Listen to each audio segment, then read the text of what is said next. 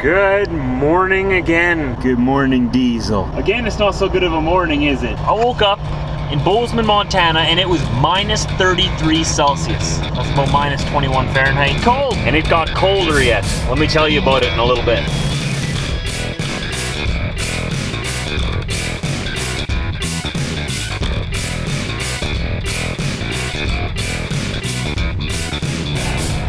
So like I said, woke up, it was minus 33 Celsius, minus 21 or 22 Fahrenheit. And we had to go about an hour and a half south into West Yellowknife, right? Montana.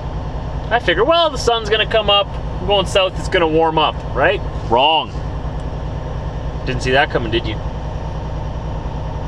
It got down to minus, brace yourself, minus 39 and a half Celsius. Without the wind chill. Fahrenheit is exactly the same thing. It actually said minus 40 Fahrenheit without the wind chill. Without the wind chill. That's the coldest temperature I think I have ever driven in. And that was in Montana, USA. Colder than Canada. Colder than southern Canada anyways. Northern Canada still probably takes the cake, but we're not going to talk about that right now. We're talking about Montana. Montana. So guess what happened? I bet you can guess what happened. You guess where this is going?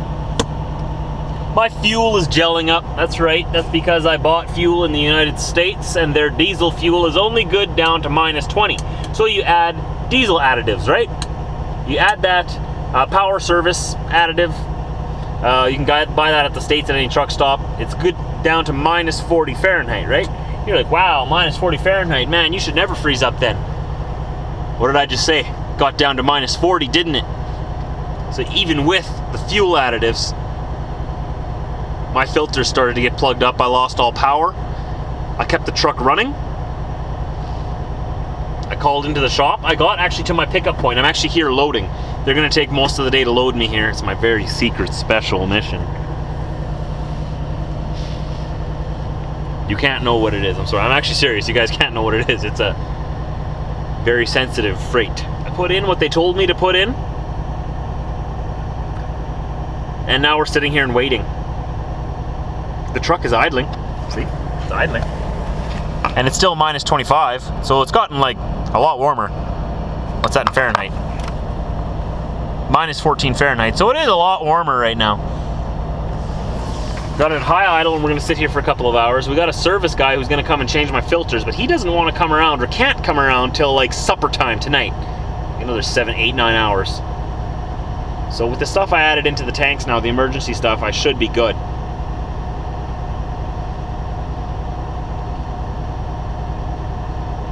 But I am sick of this gelling up. And you know what it is? You know what it is. Now I'm not pointing any fingers.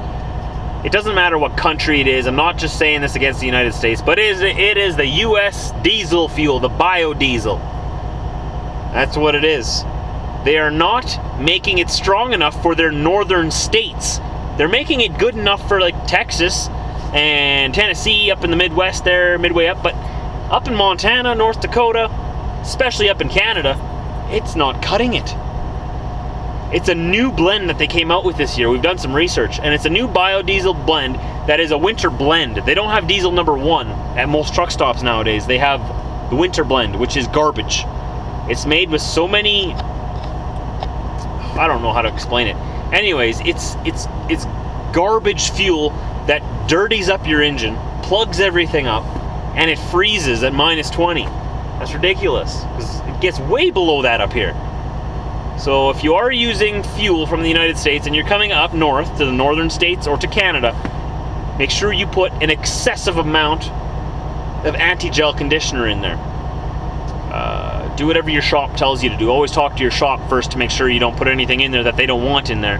Because if you gel up and they told you not to put anything in there, hey, it's their fault, right? They'll pay for everything, but just be careful, guys. Do your research. I'm in the middle of nowhere. An hour and a half from anywhere. I'm probably an hour and a half from nowhere. That's how far in the middle of nowhere I am. So, another day. I've been talking for almost 5 minutes again. We still got a whole day to do yet, so we're still warm here, and we should be good to go, I think think we'll be good this time. We learned our lessons, but we'll see what happens. Cross your fingers. So I'm still getting loaded here, and still also waiting for a service guy who's gonna come and replace my filters for me so that I won't have any more problems, hopefully. But you know what's interesting? You know how I was telling you this morning it was minus 40 without the wind chill here in Fahrenheit? It's minus 16 now. Man, does it warm up, eh? Here, let me show you here. Minus 16.5 Celsius, 2 Fahrenheit. It's 2 Fahrenheit right now. This morning it was minus 40 Fahrenheit. How does the temperature change so quickly? This is good. Good news. I'm not complaining. Oh no. It's been a good day. The truck is running. We got our 911, which is an emergency diesel additive. In emergency situations, you throw it in your tank and it melts all the ice that's plugging your filters, right? I'm not a mechanic. I'm not very good at explaining mechanical things to people, but you just have to trust me that it was a good thing. So the truck stayed running and is clearing itself out right now. But just to resolve the problem for sure, for good, there's a service guy who's going to be here in about an hour, so should be here actually soon. Well, they said an hour about an hour ago. That probably means like an hour, 2.5 hours or something. You know what I mean. So in the meantime, I've been sitting here keeping warm. I've been helping out the guys load me. But for the most part, they've told me just to stay warm in the truck. Okay, so I've been watching Duck Dynasty. Duck Dynasty. I'm on the second disc of season 2, which is the final disc. I have 2 more episodes, and then I have... Oh, you guys are gonna laugh at me. So I'm finishing, right? Season 2. Then I've got... Oh, that's season 3 and season 4. Yeah, that's right, Jack. Hey, man needs his Duck Dynasty. They're the funniest people I've ever seen. You know, if I ever got a chance to do a meet and greet with them, well, I would pay to have that happen. They're... Yeah. Anyways. Plus, I got the beard going. And no, I'm not growing the beard because of Duck Dynasty. It was my own idea. But, now I have something in common with them. We like beards. That's Willie. Right there. And yeah, check them out online if you don't know what Duck Dynasty is yet. Where have you been, under a rock? Crawl out from under your rock and go research it and go buy a season. It's all clean comedy.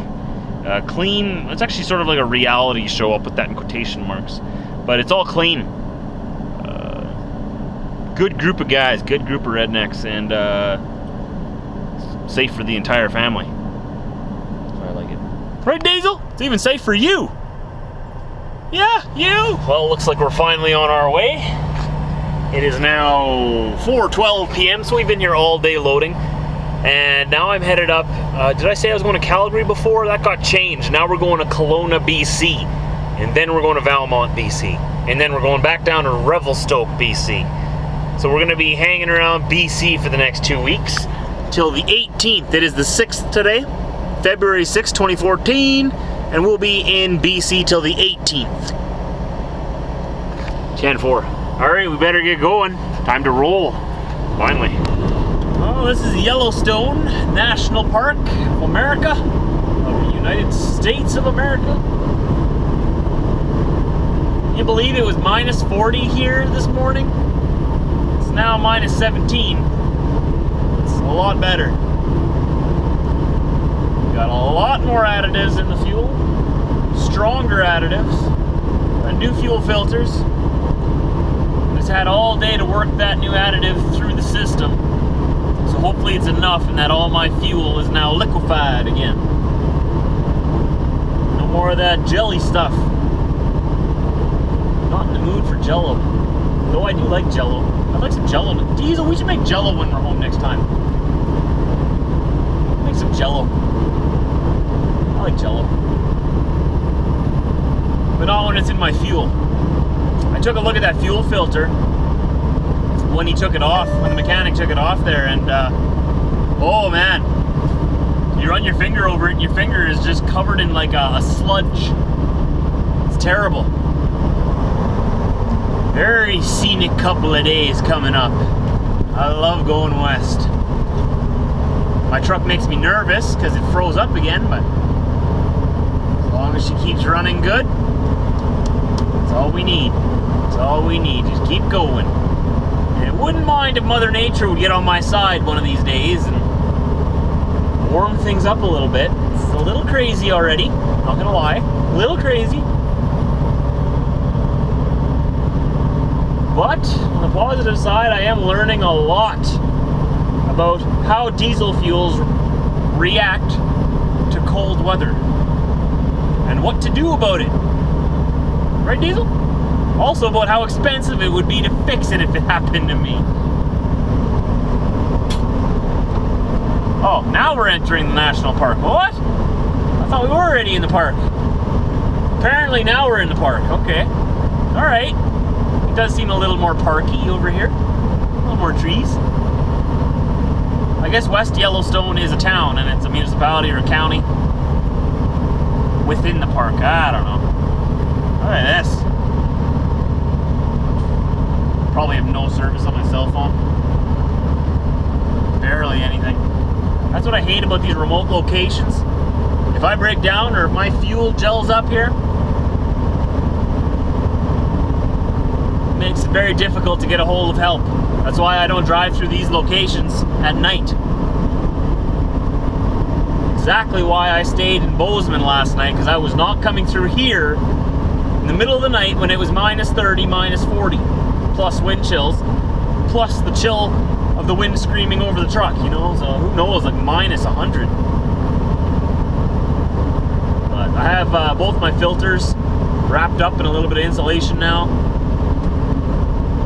safely, and hopefully that'll keep them warm. I just hope everything will go good. That's all I can say.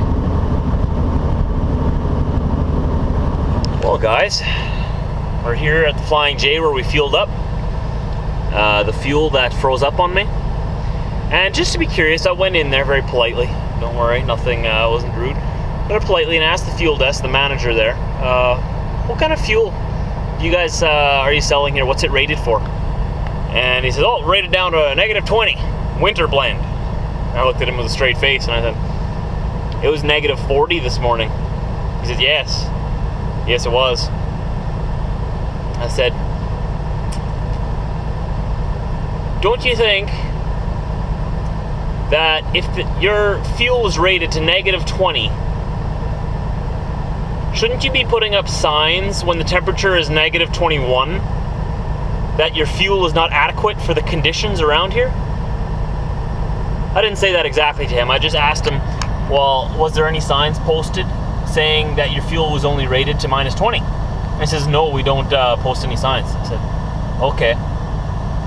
So I'm just curious, if anyone fueled up here and it was, say, minus 30, minus 40, how would they know that the fuel is going to freeze up an hour down the road? They had no answer. So I said thank you. I bought my coffee. And this was all a very calm, polite conversation. I didn't go in there rude, guns blazing. I just wanted to know. Like, the question plagued my mind. If the fuel's only rated to minus 20, why are they still selling it at minus 40 or minus 30? Shouldn't they have signs, flashing signs saying, hey, hey, this fuel is not good for these temperatures. I'm sorry, but we can't sell it to you, or we don't take responsibility for anything that happens after. Maybe there are signs like that somewhere. I've never seen them. Have you seen them? Shouldn't people know that they're buying bad fuel for the temperatures that they're in? There's the question I had in my mind. Flying J didn't seem too, in Bozeman, Montana here, didn't seem too concerned about it. They weren't rude or anything. They were nice. But they didn't seem very concerned about the fact that they were selling fuel that is guaranteed to freeze up an hour and a half down the road, without warning people that, hey, you have to add additives if you want this fuel to work. I did add additives, right? I did. But what about the drivers who don't know that, or who assume that the fuel is good for these temperatures? It's sold here. Why wouldn't it be good to use here, right? Something to ponder for you. Something to think about. Let me know what you think. Should they tell us that their fuel is not adequate for the conditions that it's being sold in?